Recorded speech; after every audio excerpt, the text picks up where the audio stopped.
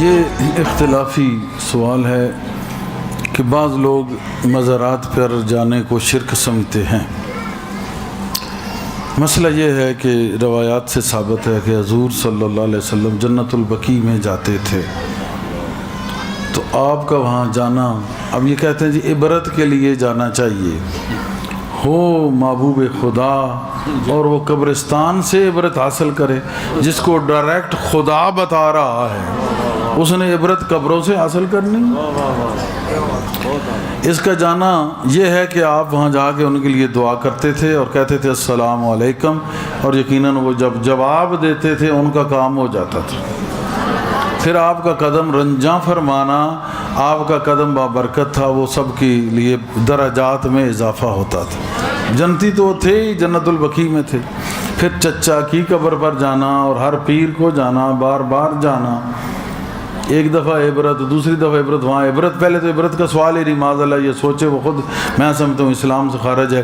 حضور صلی اللہ علیہ وسلم جو لوگوں کو عبرت دینے والے ہیں، انہوں نے کیا عبرت لینی تھی؟ چچا سے پیار تھا تو ان کے پاس وہ جاتے تھے، دعا بھی کرتے تھے، اور آپ کے جانے سے ان کے درجات بھی بلند ہوتے تھے۔ تو جانا قبروں پر سنت ہے، اس میں کوئی شک شبہ کی گنجائش نہیں ہے۔ حضرت مائی صاحبہ حضور صلی اللہ علیہ وسلم کی قبر پر متواتر جاتی تھیں۔ جب وہاں پہ صدیق اکبر رضی اللہ عنہ کو مدفون کیا گیا تو پھر بھی جاتی تھیں، پردہ کر کے جاتی تھیں۔ اتنا پردہ تھا مائی صاحبہ کا، جبریل اور ایسے لوگ بھی اندر بغیر اجازت کے نہیں آتے تھے۔ تو آپ کی بھی سنت ہے۔ تو اہل بیت اور مائی صاحبہ کے طریقے سے بڑھ کے اگر کوئی کہتا ہے طریقہ ہے، تو میں اس کو مسلمان کیا سمجھوں گا؟ جو رسول کے گھر کی سے مخالفت کر رہا ہے تو رسول اللہ کا کچھ نہیں لگتا، تو مسلمانوں کا وہ کیا لگتا ہے؟ تو اس وجہ سے یہ جانا یہ کوئی شرک نہیں، کوئی ایسا مسئلہ نہیں۔ وہاں جا کے اللہ کا بندہ ہے، وہاں بیٹھ کے سب سے پہلے آپ سلام دیں، پھر فاتحہ پڑھیں، پھر اس کے وسیلے سے دعا مانگیں۔ اللہ قبول کرتا ہے، جو انسان کی حاجت ہوتی ہے اللہ پوری کرتا ہے اس ولی کے طفیل، اس ولی کے وسیلے سے۔ حضرت قاسم نانوتوی صاحب جو مکتبہ دیوبند سے تعلق رکھتے تھے، آپ پر بھی یہ سوال ہوا۔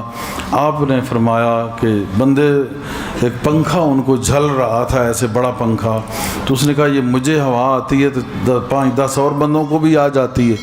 انہوں نے کہا ہاں۔ انہوں نے کہا بس یہی ہے کہ جب آپ ولی اللہ کی قبر کے پاس جا کر بیٹھتے ہیں، وہاں رحمت برس رہی ہوتی ہے، تو کچھ 4-5 چھینٹے 10 چھینٹے تم پہ بھی آ جاتے ہیں۔ ہوا جب مجھے لگ رہی ہے تو 7 آدمیوں کو اور لوگوں کو بھی لگ رہی ہے۔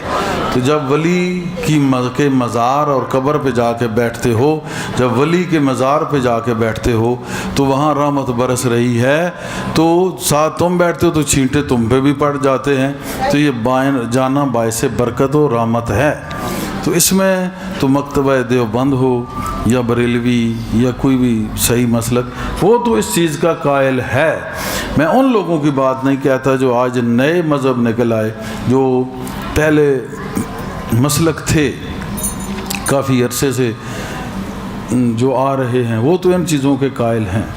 اب جو کوئی نیا ایک سری نکالے، میں روز کہتا ہوں ان کی تو کوئی بات نہیں ہے۔ نئی آنے والی چیز غلط ہے۔ جو شروع سے آ رہے ہیں، جنہوں نے اہل بیت اور صحابہ سے سبق حاصل کیا، اولیاء اللہ سے حاصل کیا، علماء حق سے حاصل کیا، وہ ٹھیک ہیں۔ جو نئے سر نکال رہے ہیں یہ غلط ہیں، ان کا راستہ بھی غلط ہے، ان سے بچو، خود بھی اور لوگوں کو بھی بچاؤ۔ تو یہ قاسم نانوتوی صاحب اور دیگر علماء دیوبند بھی فیض قبور کے یہ قائل ہیں، بیت کے قائل ہیں، تعویذات کے قائل ہیں، دم کے قائل ہیں، توجہ کے قائل ہیں۔ جو ان کے قدیمی لوگ تھے یہ سب کچھ کرتے رہے ہیں۔ آج اگر ان میں کوئی اہل نہیں تو میں اس چیز کا کچھ نہیں کہہ سکتا۔ جو ان میں اہل لوگ تھے، صاحب فکر و نظر تھے، وہ ان چیزوں کو لکھ گئے، کرتے رہے، کرتے ہیں آج بھی جو کوئی ہوگا۔ لیکن یہ میں نے جو کچھ بیان کیا، یہ دونوں مسالک کی تعلیمات کی روشنی میں میں نے بیان کیا۔ بیعت کی اہمیت جو بھی اس پہ میں نے پورا چلے میں 3 دن بیان کیا، تو یہ دونوں مسالک کی تعلیمات کی روشنی میں نے بیان کیا تھا، وہ بھی آپ سن سکتے ہیں۔ تو یہ ساری چیزیں ان لوگوں کی کتابوں سے بھی یہ ثابت ہے۔ حتیٰ کہ میں آپ کو بیان کروں، معارف مثنوی انہوں نے لکھی ہے، مکتبہ دیوبند سے ان کا تعلق ہے، تو وہ ایک لکھتے ہیں واقعہ کہ ایک دفعہ کچھ لوگ ہند سے مدینہ منورہ گئے، وہاں انہوں نے دہی لیا، دہی انہوں نے جو چکھا تو کہا یہ تو کھٹی ہے، تو اس سے بہتر دہی تو ہند میں ملتی ہے، بھارت میں۔ رات کو سوئے، حضور صلی اللہ علیہ وسلم خواب میں آئے، انہوں نے کہا او بے ادب گستاخ بندو، یہاں سے نکل جاؤ، دفع ہو جاؤ، تم کو مدینے کی دہی سے بھارت کی دہی اچھی لگتی ہے؟ یہ اس کتاب میں لکھا ہے۔ تو بات کریں کہ اس حد تک ان لوگوں نے لکھا ہوا ہے اور یہ ساری چیزوں کو مانتے ہیں اور اس پہ اعتقاد رکھتے ہیں۔ صرف کچھ کھانے پینے والے لوگوں نے، شر انگیز لوگوں نے اختلاف پیدا کر کے اسلام کو کمزور کرنے کی نیت سے یہ سارا تماشا رچا رکھا ہے، ورنہ اگر قریب سے پڑتال کی جائے تو اتنی بات نہیں جتنی بنا دی گئی ہے اور پھیلا دی گئی ہے۔ اس سے کیا ثابت ہوا؟ حضور صلی اللہ علیہ وسلم کو یہ پتہ ہے کہ مدینے کے بازاروں میں کیا بک رہا ہے، مدینے کے بازاروں کی دہی کیسی ہے، اور مدینے کے بازاروں میں خریدار کون ہیں، اور مدینے کے بازاروں میں ہند کے خریدار آئے ہوئے ہیں، انہوں نے دہی لی ہے اور اس کو کھٹا کہا ہے، یہاں تک مصطفیٰ کو خبر ہے۔ یہ انہوں نے لکھا ہے معارف مثنوی، صاحب شرح معارف مثنوی بہت مشہور ہے ادھر، حکیم محمد اختر، شاہ حکیم محمد اختر، یہ بہت زبردست انہوں نے لکھا ہے اور ان کا بہت اچھا خوش عقیدہ لوگ ہیں۔ یہ اشرف علی تھانوی کے خلیفوں میں سے ہیں یہ، بالکل۔ تو کیسی پیاری بات لکھی ہے انہوں نے۔